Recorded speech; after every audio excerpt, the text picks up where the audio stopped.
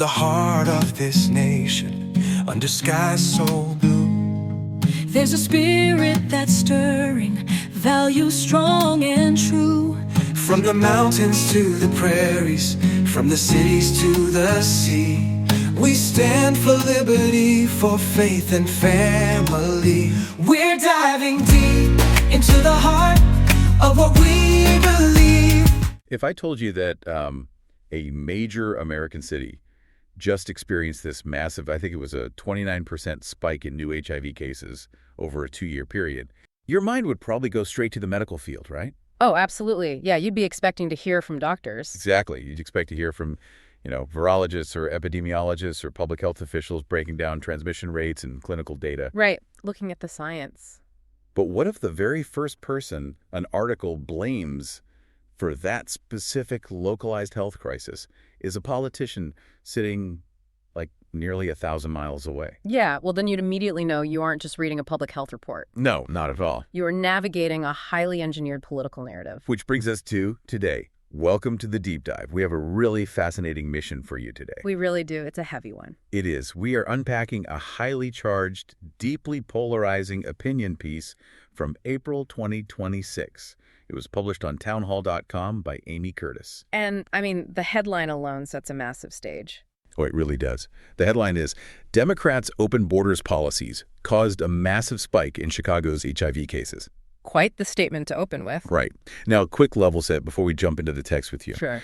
Because this source is a prominent piece of politically charged right-wing media, our goal today is strictly impartial analysis. Strictly impartial. We want to be super clear with you, the listener. We are not here to take a side. Yeah. We aren't here to, fact check the broader politics of immigration. Right. That's not the goal. And we certainly aren't bringing our own political opinions into the mix. We are simply acting as your guides to deconstruct how this specific argument is built, basically brick by brick. Yeah, I like to think of it as an exercise in rhetorical architecture. Because when you look at the structure of this piece, it is incredibly deliberate. Very calculated. Exactly. It actually functions somewhat like a funnel. Oh, a funnel. How so? Well, it starts really wide and emotionally visceral with a localized true crime story. Then it narrows down into recent public health history to trigger a very specific political frustration. Okay.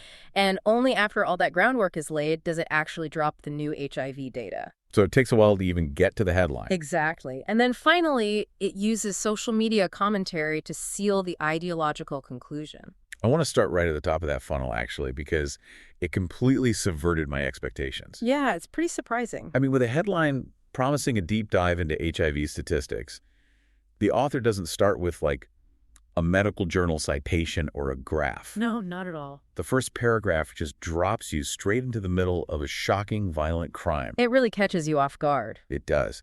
It outlines the tragic murder of an 18-year-old Loyola college student named Sheridan Gorman, who was killed while walking around Chicago with friends. Yeah, it's a terrible tragedy. And the text then immediately identifies the accused killer as Jose Medina, specifically pointing out his status as an illegal immigrant from Venezuela. Right. And from a psychological standpoint, starting an article about epidemiology with a murder is, it's a very calculated choice. Because it grabs you. Exactly. The author is immediately bypassing the analytical part of the reader's brain and engaging the amygdala. The threat detection center. Yes, the threat detection center. When you read about the senseless loss of a young student, your emotional defenses just drop. You feel vulnerable. You're alarmed, yeah. But the author faces a structural challenge here. Right, because how do you get a reader from a violent street crime to an argument about sexually transmitted diseases? It's quite a leap. The pivot here is just wild. The author uses a specific detail from the criminal proceedings. The text notes that Medina reportedly missed a court appearance because he was hospitalized with tuberculosis. Yep, the TB detail. And the author even takes a moment to remind the reader that TB is a highly contagious airborne infection affecting the lungs. That single detail right there is the linchpin of the entire opening section. It bridges the gap. It does. The author takes a localized individual tragedy and uses the perpetrator's medical chart to introduce the broader concept of invisible contagion. It reminds me of a prosecuting attorney setting the scene for a jury during opening statements. Oh, that's a really good analogy. That's right.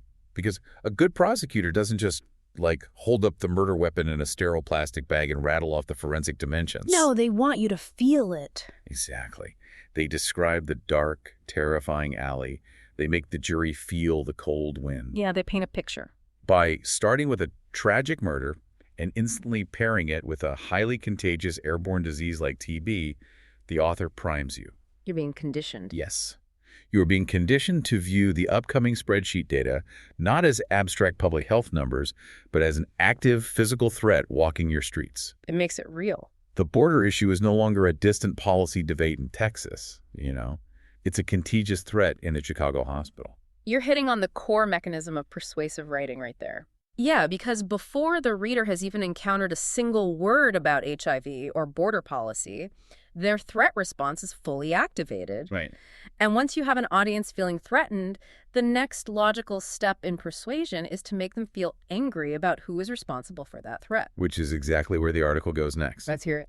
The author broadens the scope from tuberculosis to another disease entirely to sort of set a trap. Okay, another disease. Yeah.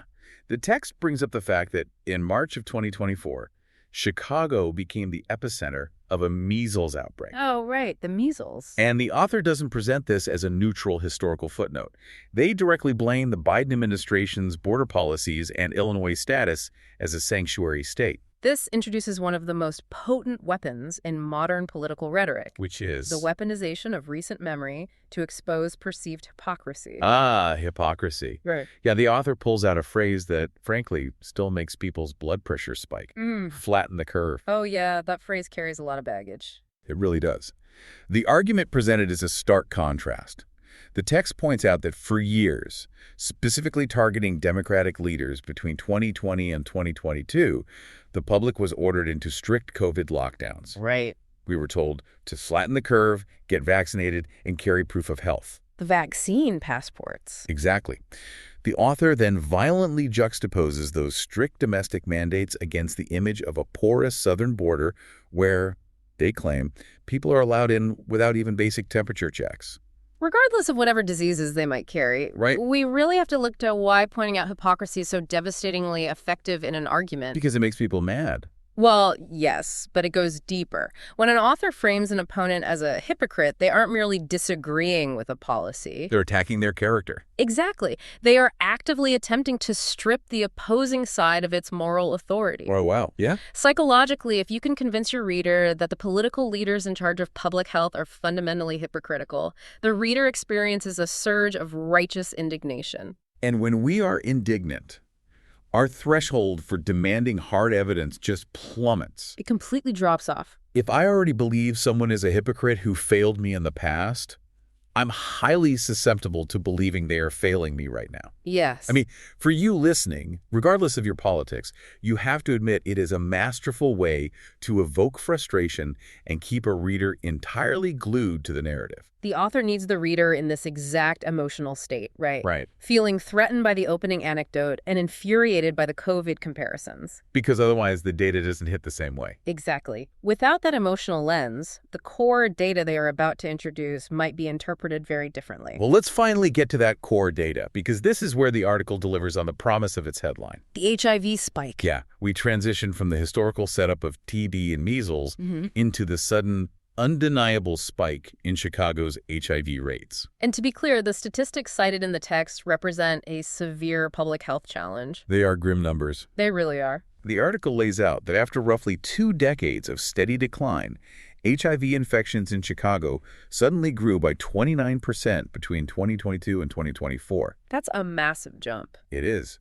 In just the year 2024, the text states there were 818 new HIV cases. And AIDS cases also saw a slight uptick. Beyond the raw numbers, the author drills down into the demographics, which is interesting. Right, the demographics. The text quotes John Peller, the CEO of the AIDS Foundation Chicago. Okay. Peller notes that nearly half of these new 2024 cases were among Latinos. Half. Wow. Yeah. The article emphasizes the historical weight of this, pointing out it is the very first time this specific racial and ethnic demographic has accounted for the majority of new HIV diagnoses in the city. To ground this in human reality, the text then introduces Ricardo Jimenez, a public health leader working at Chicago's Puerto Rican Cultural Center in Humboldt Park. And the portrait painted of him as one of absolute desperation. Truly. The text quotes him saying he feels like he's going crazy trying to keep his HIV prevention programs afloat. He's facing massive funding cuts, right? Yeah, he fears people will lose their jobs, including himself, and he is terrified these vital health programs could be wiped out entirely by the summer. So this is where we need to put the architecture of the article under a microscope. Okay, let's do it. Look closely at the components sitting on the table right now. We've got the raw data. Right. An 818-page spike. You have demographic shifts highlighting the Latino community. And you have on-the-ground advocates like Peller and Jimenez sounding the alarm. Exactly. But wait, I'm stuck on something here. What's that?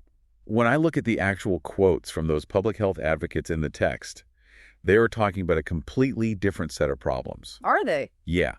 Jimenez is talking about losing his funding and a broader political backlash against diversity and equity efforts.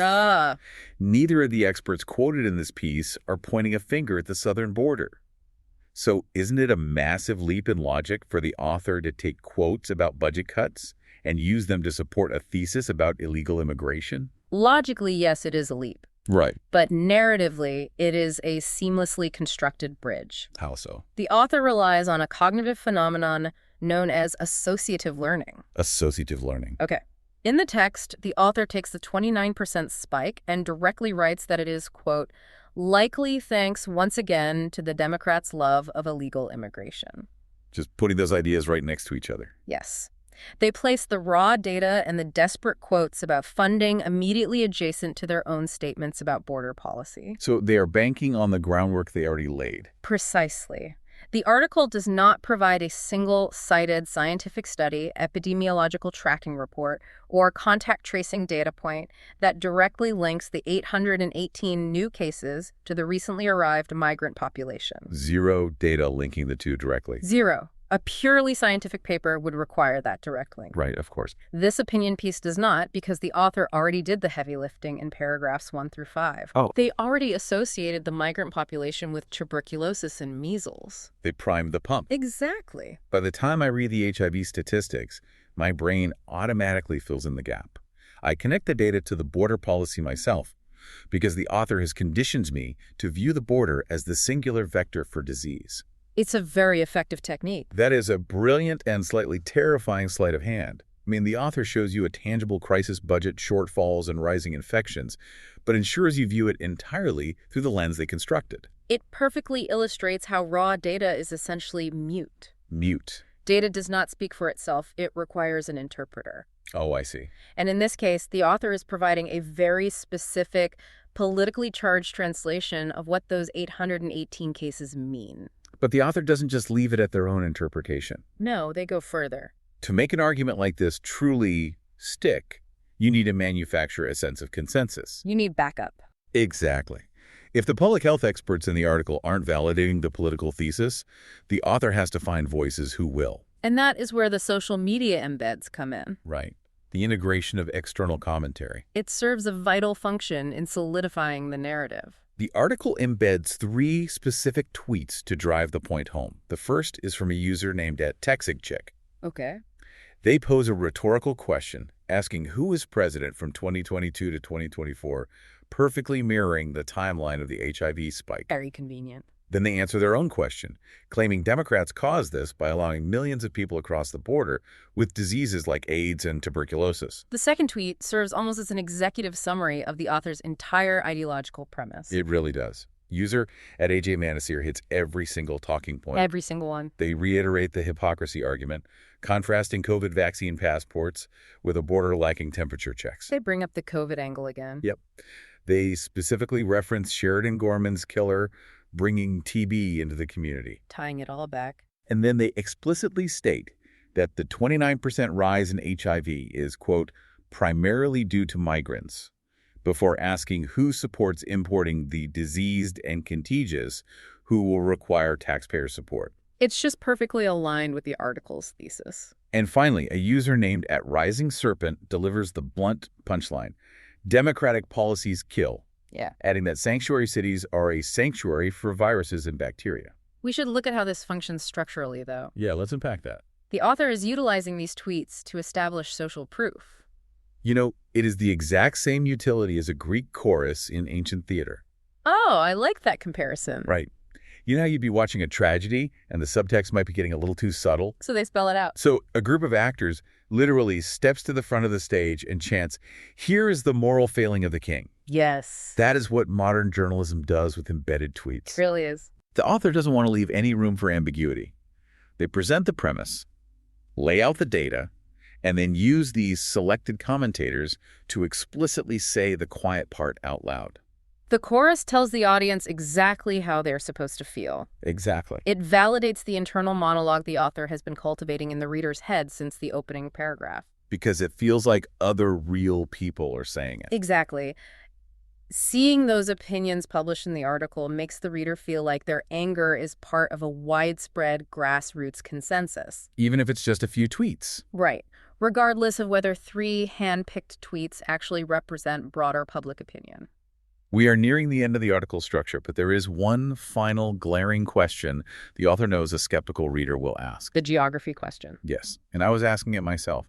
We were talking about border policies, but Chicago is in the Midwest. Right, it's very far north. It is thousands of miles away from the Rio Grande.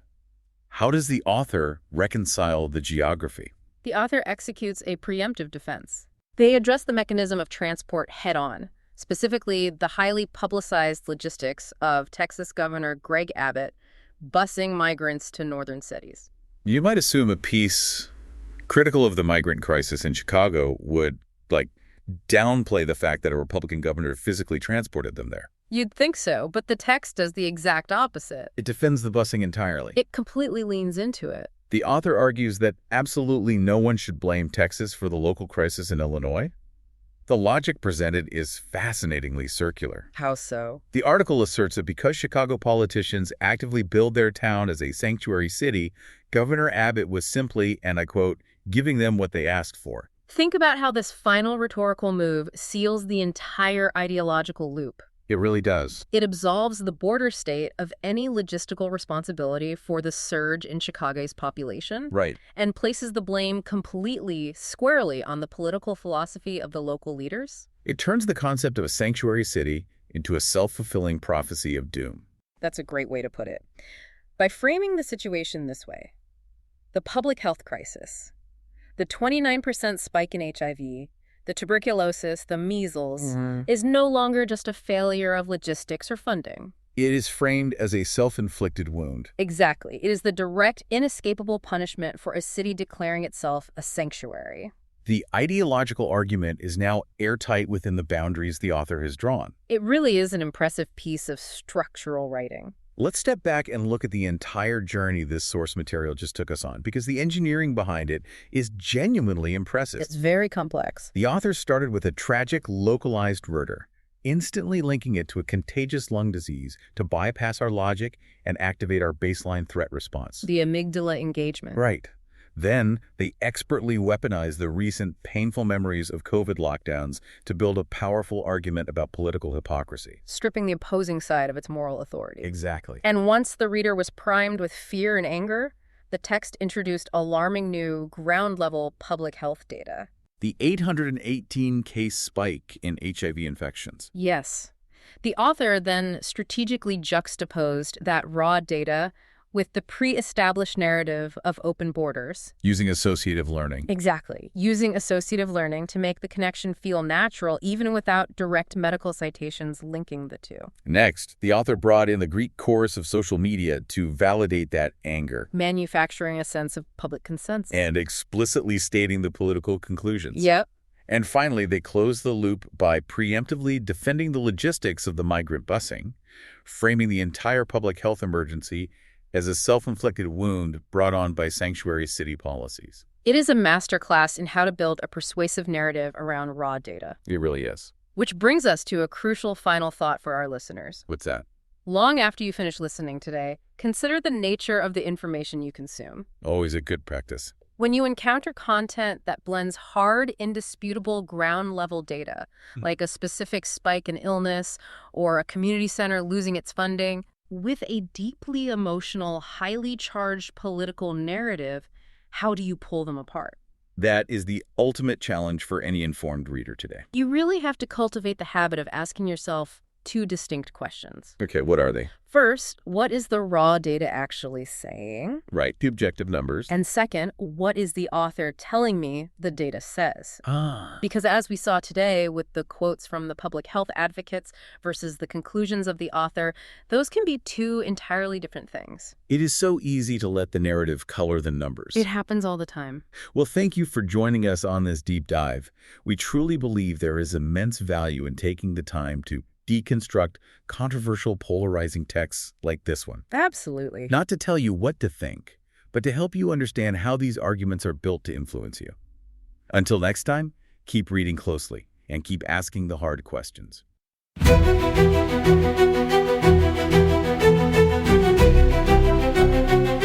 make it make sense. Protecting violence.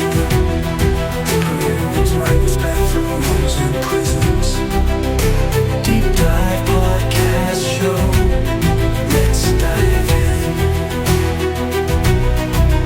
In the heart of this nation, under skies so blue, there's a spirit that's stirring, values strong and true. From the mountains to the prairies, from the cities to the sea, we stand for liberty, for faith and family. We're diving